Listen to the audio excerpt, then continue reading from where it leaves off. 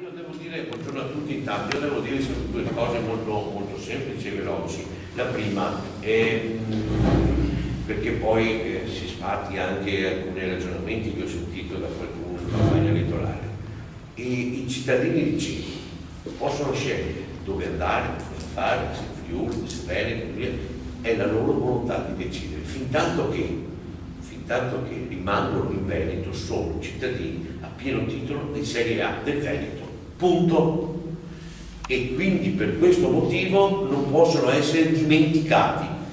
E questa è l'azione che ti ricordi che ci siamo, dopo il referendum ci siamo visti e io ti ho assicurato e continuiamo su questo percorso, perché nessuno può dire sono già di là.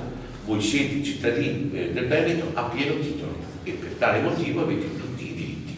Primo, perché ho visto qualcuno che diceva, ma seconda considerazione, e vedete cosa significa, perché alcune cose sono dette, altre non sono dette, cosa significa giocare con i posti, giocare con la politica, giocare e abbandonare l'amministrazione di un comune in mano a un commissario.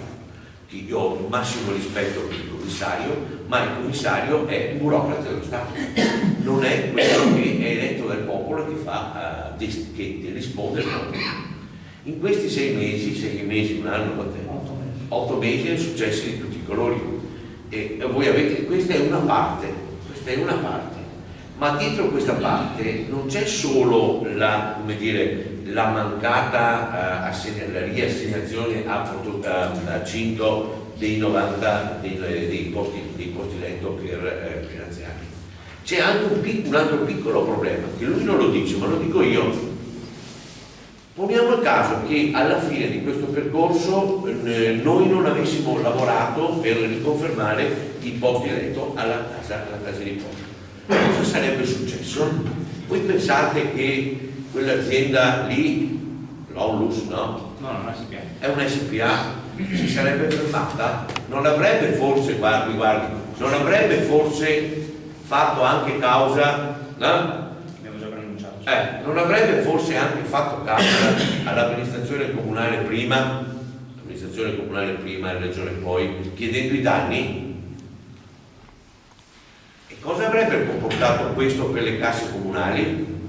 Per uno fax non mandato, per una lettera non mandata? Credo che sarebbe stato abbastanza difficile per l'amministrazione comunale che viene, no, sopportare un peso di questa natura, e che non sarebbero stati, a mio avviso, 10 euro, 20.000 euro, sarebbero stati danni importanti, e quindi i cittadini a questo punto avrebbero dovuto accollarsi questo danno, e non è colpa loro, è colpa di chi inavvertitamente non ha fatto alcune cose.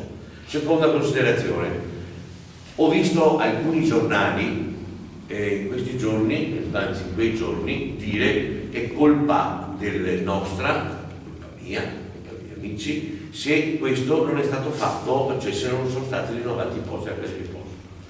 E voi lo sapete che non era così, quindi quelli che avevano in qualche maniera, c'erano vari numeri, vari sindaci che avevano concorso a fare questo, ma tant'è, le colpe sono sempre le nostre. Bene, noi ce le siamo prese e abbiamo in qualche maniera dimostrato, e vogliamo dimostrare, che non è così come qualcuno ha scritto.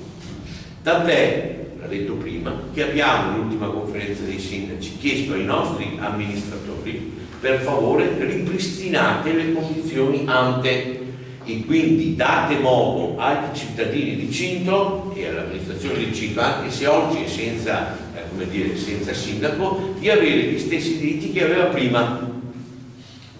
Ecco perché alla fine si è arrivati con questa decisione della conferenza dei sindaci, il ripristino delle situazioni ante, per dar modo ai cittadini di Cinto di essere cittadini di Serie A.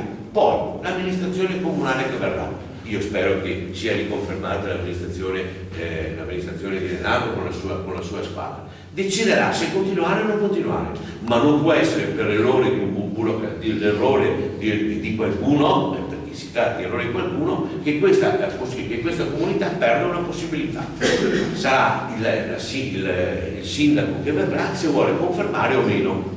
Intanto in questa maniera, e chiudo, si è evitato un contenzioso importante che sarebbe caduto sulle casse del comune, sarebbe caduto sulle casse del comune e quindi sui cittadini. Abbiamo ripristinato un diritto dei cittadini ad avere questa aspettativa, quindi il nostro dovere l'abbiamo fatto fino in fondo. Voglio ringraziare anche quel dottor Renato, la sua squadra, anche quel signore Calabrò che è stato da questo punto di vista ci ha pungolato fino in fondo, ci ha pungolato oltre a Renato, ma lui addirittura è andato più in là, pur non essendo sua competenza,